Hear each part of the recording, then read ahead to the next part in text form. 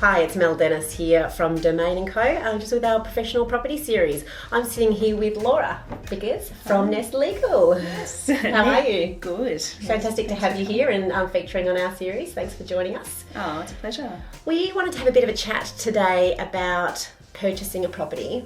And people get so caught up with everything that you've got to do to purchase a property, and it might be your own home or an investment. And it's such, I guess, a minefield of all these things that you're doing in this major change of life and this major investment decision.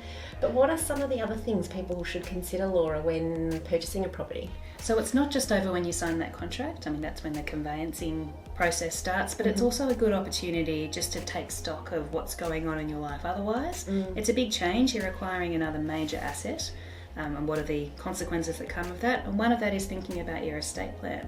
What's going to happen to this property if you die? And it might be that your existing will covers off how this should be treated, but you need to turn your mind to it, and that will link into how it is that you own the property as well. So if you own the property in your own name, and you have a will that leaves everything that I own to my husband, then your husband will inherit that property.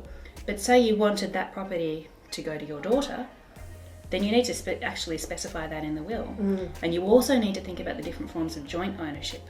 So if you own the property as tenants in common, that again needs to be specified in your will where your share goes to. But if you own it as joint tenants, then you don't necessarily need it to be mentioned in your will if you want it to go to the surviving partner. Automatically goes across. But you need to think what happens if you and the other joint tenant die. And we actually find that's the bit in our wills conference that just stops, and people haven't considered that. So if you both died, how would it be split between the two people's families? Passed away together. Yeah. Would it go more to the family that put more in at the start? Would you have it split between the two families? Would you have a right of residence for your children in it with the guardian living in there?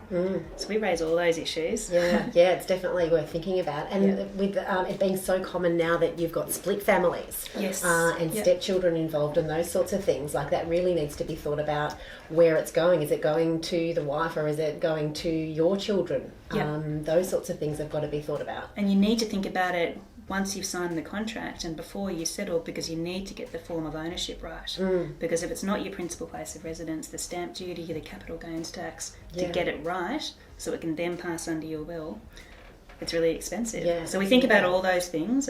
We feel bad because people think, phew, bought the property, end of story, sign the contract. I'm like, no, that's just the start of all these things you need to think about. So the key takeaway, I guess, for here is that, there's so much to do in buying a property, but don't just stop with thinking about that. Really have a think about your estate planning as well, because you want to plan for your future ahead and make sure everyone's covered, I guess, adequately in the event of a terrible circumstance. Yes. And get lawyers involved early, have those conversations, express your concerns and what you're trying to achieve, and then we can craft a deal and craft a contract, craft a will that will address all your concerns. Fantastic. Well, thanks for joining us today, Laura. It's been great having you here. And if you've got any questions, please feel free to fill in the details below, and Laura or myself will get back to you as soon as we can.